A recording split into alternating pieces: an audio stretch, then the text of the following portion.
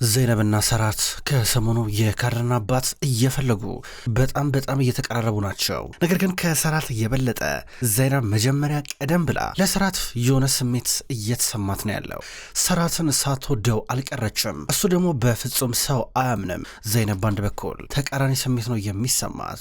ነገር ግን ሰራት በዚህ ጋር ባራክ የገዛ ሚስቱ ገና እንደነቃች ከህይወቱ ሊያስወጣት ሲሞክርና በተለይ ደግሞ ከጣቱ ላይ ያለውን ቀለበት አውልቆ በአንድ ጊዜ ባራክ እንዴ በሆነችበት ሰዓት ላይ ሊረሳት ሲሞክር ሴት ልጁ ሀያል በጣም እየተጠራጠረችው ነበረ።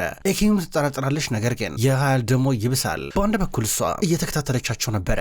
ሰራት ደግሞ ደብዳቤውን አንብቦ ሲጨርስ ቀዳዶ በጫጭቆ የተወሰኑን አቃጥሎ ከዛ በኋላ ወዲያው ነበር ዘይነብ መታ ሰብስባ ቆሻሻ ውስጥ የከተተችው። ሀያል እሱን ተከትላ ሄዳ ቆሻሻ ውስጥ ፈልጋ እንዳለ ታወጣና ገጣጥማ ለማንበብ እየሞከረች ነበረ።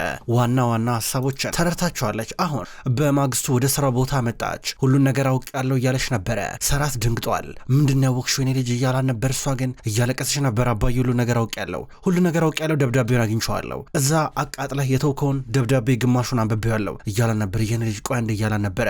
እንዴት እንደዚህ ነገር ከኛ ትደብቀናል አባዬ? እንዴት ዝም ትላለህ እያለችው ነበረ። ሀያል የኔ ልጅ ምን ያህል ነው ያነበብሽው አላት።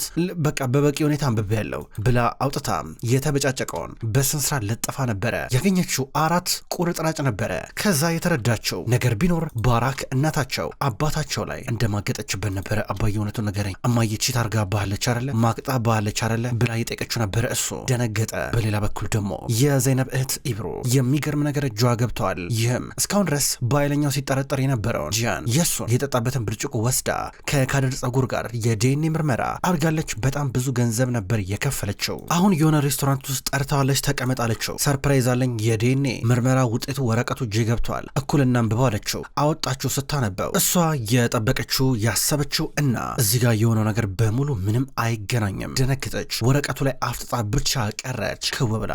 ከዛ ጃን ምን ነው እስቲ አምጪው ብሎ ተቀበላት። ሲመለከት በጭራሽ አይመሳሰልም ነበር የሚለው የጂያን ዲኤንኤ እና የካድር ዲኤንኤ። ይህን ጊዜ ኢብሮ በጣም ተደናገጠች። የሚገርም ነው። ሌላስ ምን አቅደሽ ነበረ? በአንድ ጊዜ መክበር ፈልገሽ ነበር? እኔን አስፈራርተሽኝ ሀብታም መሆን ፈልገሽ ነበረ? ጥሩ። የተፈጠረውን ነገር እንግዲህ ለሰራት ነግረዋለሁ። አንቺና እህትሽ አንድ ላይ ሆናችሁ ተባብራችሁ ልታጠምዱኝ እንደነበረና እኔን ተጠቅመሽ ሀብታም ልትሆኝ እንደሆነ እነግረዋለሁ። ከዛም በኋላ በምን እንዳስፈራርሽኝ አስረዳዋለሁ። ምነት አደገኛ ሴቶች እንደሆናችሁ ፈጣሪ ወቀው እያለን ነበረ። ኧረ ቆይ አንድ ጊዜ ጂያን እህቴ ምን የምታውቀው ነገር የለም እያለችው የጮች የራስሽ ጉዳይ ብሎ ጥሏት ሄደ። ይህን ጊዜ እሷ ቁጭ ብላ ብዙ አሰበች፣ ተከዘች። ሳታስበው ራሷን በራሳ ነው ጠላልፋ የጣለችው። በሌላ በኩል አሁን ሰራት ከሴት ልጁ ጋር እየተከራከረ ነበረ። መልስልኝ፣ እውነት ነው ወይ እያለችው ነው። ለዛ ነው ወይ እሷ አደጋ ከደረሰባት በኋላ እንደዚህ ማትከታተላት ከጣጥ ላይ ቀለበቱን ያወለከው እያለችው መተንፈስ ከበዳት መተንፈስ። ራሷን ልስት ነው። እሱ ቶሎ ብሎ ዶክተር እየጠራ ነበረ ቶሎ ወደ ሆስፒታል እንድትሄድ። በአንድ በኩል ኢብሮ ጭንቅ ብሏታል። እዛው ሬስቶራንት ውስጥ ነበረች። ከዛ ዘይነብ ስደውልላት ደነገጠች። የበለጠ ስልኩን አነሳቸው። ኢብሮ የት ያለሽው? እኔ እዚህ አበቦቹ ጋር መጥቻለሁ። እማዬ እኮ ብቻዋን እኮ ናት። አንቺ እንደፈለግሽ ትዞሪያለሽ እንዴ? ምንድን ነው የምታወደለድዪው? እያለቻን ነበረ። ኧረ እኮ እንደዛ እኮ አይደለም ቆይ አንድ ጊዜ እያለቻን ነበር። ዘይነብ ያወቀችባት መስሏት በጣም ፈርታ ነበር። ይኸውልሽ ደወለልሽ እንደ ያለቻት። አዎ ደወሉልኝ ስላን ነበረ። በጣም ይቅርታ ደግሜ እንደዚህ ነገር አላረግም በቃ እያለቻ ነበር። ይቅርታ አርጤቂኝ ባክሽ፣ ያንቺ ይቅርታ ምንም የሚያስተካክለው ነገር የለም ስትላ ነበር። ነ ያለቻት እናቴ ብቻዋን ናት እየሰራች አለቻት። ጠራቻት። ከዛ በኋላ መጣሁ እያለች ነበር ኢብሮ። በአንድ በኩል ሰራት ሀያልን ይዟት ሆስፒታል መጥተዋል። ሀያል የሆነ ማስታገሻ ነገር ከተሰጣት በኋላ እንድትተኛ አድርጓታል ዶክተሩ። ከዛ በኋላ ሰራት ዶክተሩን ጠራውና ምንድን የተፈጠረው አለው። ከዛ ኃይለኛ ጭንቀት ድንገት አጋጥሞት ነው አለው። በምድር የመጣው ሲለው ያው ብዙ በመጨናነቅ ነው ብሎ እየነገረው ነበረ። ስለዚህ ሀያል ስትነቃ ሰራት መዋሸት እንዳለበት ገባው። ሀያል ነቃች። ከዛ ሰራት እንደዛ አይደለም፣ ያ ደብዳቤ የተጻፈው በጓደኛዋ ነበር በእናትሽ አይደለም አላት። አሳመናት። እንዴት እናትሽ ቺት ታረጋለች? እናትሽ እኮ እንደዚህ አይነት ሰው አይደለችም እያላን ነበረ። እየበለጠ ደግሞ በራሷ ይህን ጊዜ እየተጨነቀች ነበር። እንዴት እማዬን ጠረጠራታለሁ ብላ። ከዛ እሱ አቅፋት እያባበላን ነበረ። ሰራት ሀያልን የወሰዳት እዛው የድርጅታቸው አነስ ያለች ክሊኒክ ነበረ። ከዛ ድንገት ጂያን መጣ። ጂያን ምን ውድ እያለ እየጠየቃት የወንድሙን ልጅ። ከዛ ቀስ ብለው ወጡ። ምን አጋጥሟት ነው ሀያል አለው። ድንገተኛ ጭንቀት አለው። ኧረ እባክህ ለምን ሲለው ሁሉን ነገር አወቀች አለው። ሁሉን ነገር ሲለው ነበረ አብዛኛውን ነገር። ደብዳቤውን ትላንትና ቀዳድጄ ጥዬው ነበር አቃጥዬ። በጣም ጥንጥዬ ክፍል አገኘች፣ እሱን አነበበች፣ ገባት አለው። እና ምን አለች አለው። እኔ እንኳ ዋሸኋት እሷን ማረሳሳት ነበረብኝ፣ ምክንያቱም ልጄ እንድትጨናነቅ አልፈልግም አለው። ከዛ በኋላ ጂያን ተመለከት ይህንን የዲኤንኤ ምርመራ ውጤት። ዘይነብ ምን ስታቀድ እንደነበር ከጀርባ አለው። አልገባኝም ይላል ሰራት። ተመልከት ምን ታደርግላለች ዘይነብ ከእህቷ ጋር በመቀናጀት የኔን የሆነ ዘረመል ወስዳ ከካደር ጋር ለማመሳሰል ሞከረች። ከዛ ገንዘብ አስፈራርተው ሊቀበሉኝ በሚስጥር ነገር ግን አልተሳካም ተመልከት እያለው ነበረ። ዘይነብ ገንዘብ ወዳድ ናት፣ ስግብግብ ናት አለው። ከዛ ወዲያው እሱ ያስታወሰው ለመጀመሪያ ጊዜ የካደር ሞግዚት ሆነሽ እቤቴ ግቢ ሲላት ገንዘብ ፈልጋለሁ አለችው። ስንት ሲላት 800,000 ብላ ጠይቀው ነበረ። ቀጥታ ነው የምትናገረው፣ ግልጽ ነሽ ግን ስግብግብ ነሽ ብሏን ነበረ። ያኔ እየተሳቀቀች ነበረ። የምረን ነው ይሏል አሁን ሰራት። በአንድ በኩል ደግሞ ጂያን እዚህ ጋር ገና ሰራት የማያውቀውን ነገር ሊነግረው ነው። በነገራችን ላይ ዘይነብ ሌላም ነገር ደብቃለች። አንድ ጊዜ ቤት እያጸዳች ነበር መሰለኝ የባራክን ስልክ አገኘችው። የሚስጥር ስልክ ነበራት። ከአንድ ሰው ጋር ብቻ ነበር የምትደዋወልበት። ያ ሰው ደግሞ እያለ ስሙን ነገረው። ከዛ ሰራት የበለጠ እየተበሳጨና እየደነገጠ ነበረ። የሚገርመው ነገር ምቲን ለኬ ስልኩ ባለቤት ነው። ከዛም በኋላ በተደጋጋሚ እየደወለ እያስፈራራ ገንዘብ ይቀበላል ነበረ። የካደር አባት ማን እንደሆነ እሱም አያውቅም ይለዋል። ይህን ጊዜ ሰራት በጣም ተበሳጨ። እገለዋለሁ እያለ ነበረ። በአንድ በኩል ደግሞ መልሶ እሱ ያባብለዋል። እዚሁ መልሶ እውነት እየነገረው ከዛ መልሶ ደግሞ እያባበለው ወንድሙን ያሳብደው ጀመረ። እገለዋለሁ እያለ ነበር። ድንገት ጂያን መጣ። ታላቅ ወንድማቸው ምንድን ነው ምን ሆናችሁ ነው? ማን ነው የምትገለው? ሰራት ምን ሆናል እያሉ ነበረ። ሰራት ምንም ሳይመልስ እየወጣ ነበረ። ጂያን ገና ከሆስፒታል ከመውጣቱ ቁስሉን ደገፍ አድርጎ ነበር እየገባ የነበረው። ሰራት ምን ሆነ ነው እያለ ጂያን ስጠይቀው ምንም እያሉ ነበረ። ሰራት ቸኩሏል። አጠገቡ ነው ሰው እያግኝቶት ሰራት የሆነ ማናገር ነገር ነበር ይለዋል። ለወንድሜ ንገረው አሁን እኔ አልችልም እያለ ስልክ እየደወለ ነበረ ወደ ዘይነብ ደግሞ እንደተለመደው ስራዋ ላይ ነበረች። አበባ እየሸጠች ድንገት ሲደውልላት ሄሎ አቶ ሰራት ስትለው ዘይነብ የነሽ እያለ ነበር። የሆነ ቦታ ስራ እየሰሩ አለችው። ላገኝሽ ፈልጋለሁ ነው እያለ ነበር። እኮ ቤት አደረውማ በኋላ እንገናኝ አለችው። አሁኑን የለሽበት እመጣለሁ አራሻውን ለኪልኝ ብሏ ስልኩን ዘጋው። ከዛ ደነገጠች።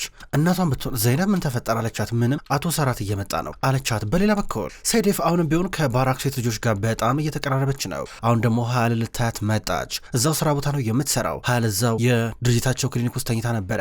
እንዴት ነሽ አሁን እያለቻት ነው።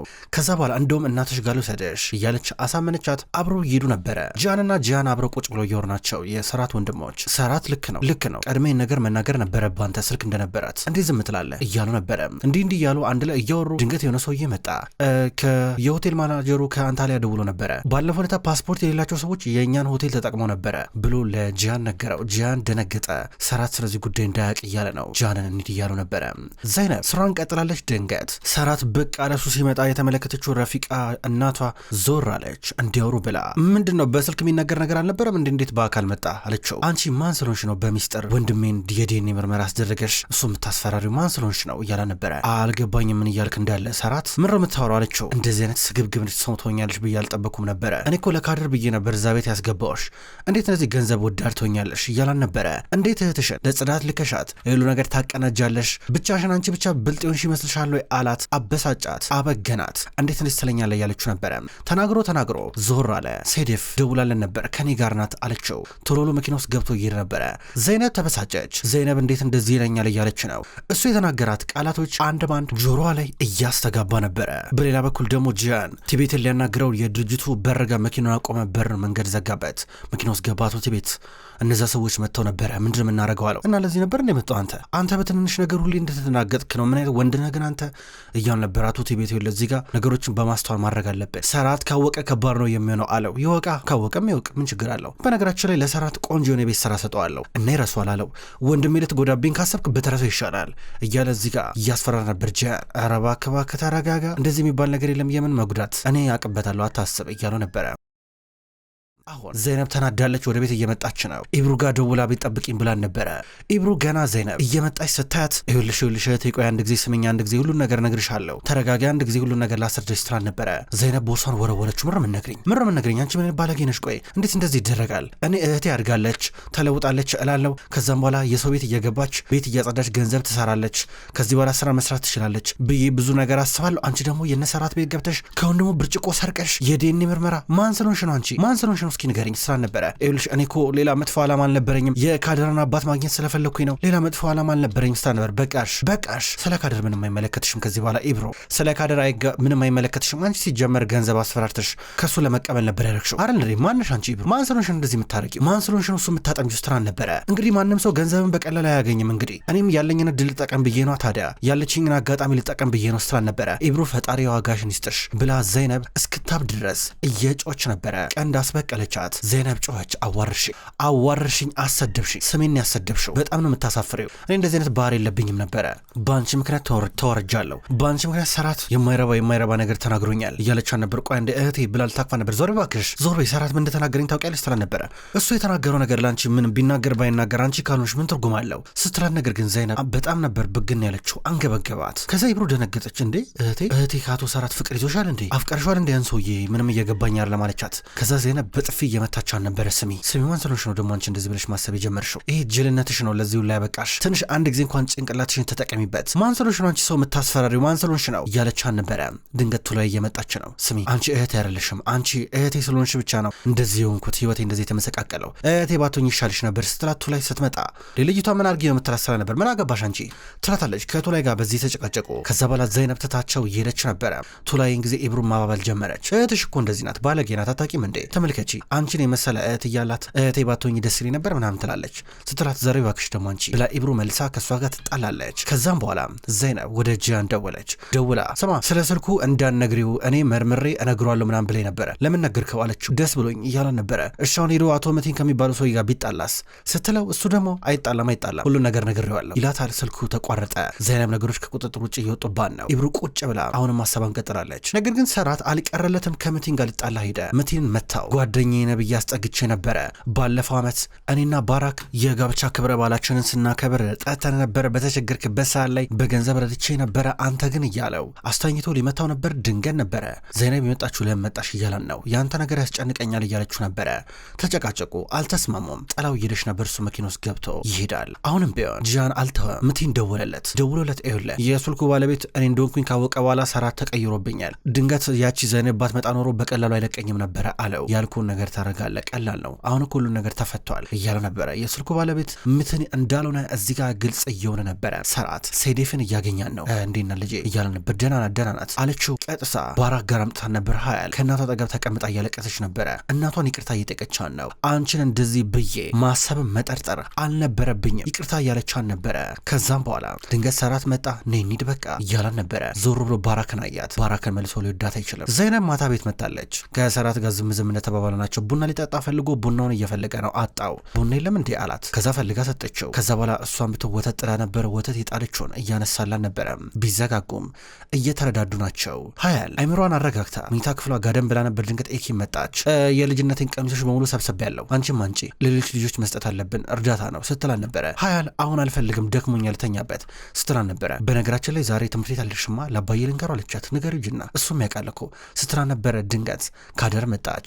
ኤኪ የያዘችውን ቀሚስ አየች። እያየች ከዛ አንድ ነገር አስታወሰች። ይህም ከዚህ ቀደም ለሷም ልብስ ይላክላን ነበረ ከሌሎች ሰዎች። ከዛም በኋላ ልብሱን እነቱ ላይ በደንብ አድርገው ከመረጡ በኋላና የተቀደደውን በደንብ ከሰፉ በኋላ እንድታረጋ የፈቅዱላትን መልሰው ይሸጡት ነበረ። በዚህ ምክንያት ካደር ማድረግ የምፈልገውን ቀሚስ ሳታረግ ነበር ያደገችው። አሁን ኤኪም ስታየው ይኸውን አንቺ ደግሞ አድርጊ ብላ ወረወረችላት። ሀያል ደግሞ እንዴት እንደዚህ ይደረጋል እንዴ ብላ አንስታ እያለበሰች አልነበረም። በሌላ በኩል ቱላይ እንዲሁም ኤርካን ማታ ቁጭ ብለዋል። እሱ ራት እየበላ ነበረ። ከዛ በኋላ ሰራት እኮ ገንዘቡን ልኮልናል፣ ነገ አሳ ገዛለሁ፣ ከዛ ቆንጆ ጊዜ ይኖረናል እያላን ነበር። አይሆንም፣ ገንዘብ ከዚህ በኋላ ከሱ መቀበል የለብንም። ይኸውልህ ትልቁን አሳ ነው ማጥመድ ያለብን። እች ልጅ የባራክ ልጅ ናት። ከዚህ በኋላ ውርስ ማግኘቷ አይቀርም። እኛ ደግሞ የእሱ አሳዳጊዎች ነን። እንደ አሳዳጊ ሆነን የሆነ ነገር ሊደርሰን ይችላል። ስለዚህ ገንዘብ መቀበል የለብንም። ከዚህ በኋላ የሚገባንን ብቻ ነው የምናገኘው እያለችው ነው። ኤርካን እሷ ያለችው ነገር ምንም በጭራሽ ባይዋጥላትም እሺ ብሎ ሰማት። በሌላ በኩል እንደተለመደው ጂያን ደግሞ ዛሬ ሚስቱን አዝራን አሁን ደግሞ ቀጣይ ማስተካከል ያለብሽ ከላይ ነው፣ ከላይኛው በኩል መስተካከል አለበት አላት። ምን እያለችው ነበር? ለሱ ብላ ቦቶክስ ምናምን በጣም ብዙ ነገር ነው የምታስደረገው። አሁን ደግሞ ጡትሽን ሰርጀሪ ተሰሪ እያላን ነበረ። እጅግ በጣም አስጨነቃት። እንባ የተናነቃት ነበረ። በሌላ በኩል ሀያ ለካደር ቀሚስ እያለበሰቻት ነው። ከዛ አንድ ላይ ሆነው እያስዋቧት በድንገት የመጣው አባታቸው ነው። ትንሽ ከፋው፣ ደበረው፣ ተናደደ። ሂዱና ግቡና ተኙ እያለችው ነበር። በጊዜ ኮኖ ሰዓት ገና ነው ቢሉትም ግቡና ተኙ አላቸው። በካደር ትንሽ እንደተናደደባት ያስታውቃል። ከዛ ዘይነብ ወታ እያባበለችው ነበረ። ለምን ልጅቷ ላይ እንደዛ ትሆንበት አለ እያለችው ተይኝ ብሏት ሲወጣ አዝራ ስታለቅስ አየቻት። ምን ነው እያለቻን ነበረ። ልሰማሽ ላግዝሽ እችላለሁ ስትላት ማንም እኔን እዚህ ቤት አያግዘኝም እያለቻን ነበር። ድንገት ጂያን ጠራትና እኔ እኮ አስባለሁ ለምን ዝም ብለሽ ትውጫለሽ እያላን ነበረ። እያን ልቀበል ነው ትሏለች። ግራ ገባት። የእነዚህ ሰዎች ትዳር ግን እንዴት ነው የሚቀጥለው? እንዴት ነው ነገሩ ብላ ራሷን እየጠየቀች ነበረ። ክብራትና ክብራን እንኳን ወደ ቅመም ስቶሪ የዩቲዩብ ቻናል በሰላም መጣችሁ ውድ ተመልካቾች። በዛሬው ዕለት ወደ እናንተ የታመሙ አበቦች የሚሰኘው ድራማ በዚህ መልኩ ወደ እናንተ አርሻለሁ። ክብራን ተመልካቾች ቅመም ስቶሪ የዩቲዩብ ቻናል ከዚህ በኋላ የታመሙ አበቦች የሚሰኘውን አስገራሚ ደስ የሚል የፍቅር የቱርክ ድራማ ወደ እናንተ ይዞ ይመጣል። ቀኑን ጠብቄ እኔ ወደ እናንተ አደርሳለሁ። ውድ ተመልካቾች በቅጠል ቲቪ ዩቲዩብ ቻናል፣ በሌላኛው ደግሞ ዩቲዩብ ቻናላችን ዘውድ እንዲሁም ስውርጅ የሚሰኙ አዳዲስ የቱርክ ድራማዎችን ወደ እናንተ አደርሳለሁ። አቀራረቤ የተመቻችሁ የወደዳችሁት ክቡራን ተመልካቾች እዛም እየገባችሁ ሄዳችሁ እንድትመለከቱ በትህትና ጠይቃለሁ። የታመሙ አበቦች እንዲሁም ሌሎች ተከታታይ ድራማ ክፍሎች በቀጣይ ወደ እናንተ ይደርሳል። በቀጣይ በአዲስ ቪዲዮ እስከምንገናኝ ድረስ በያላችሁበት መልካም ቆይታ ይሆን።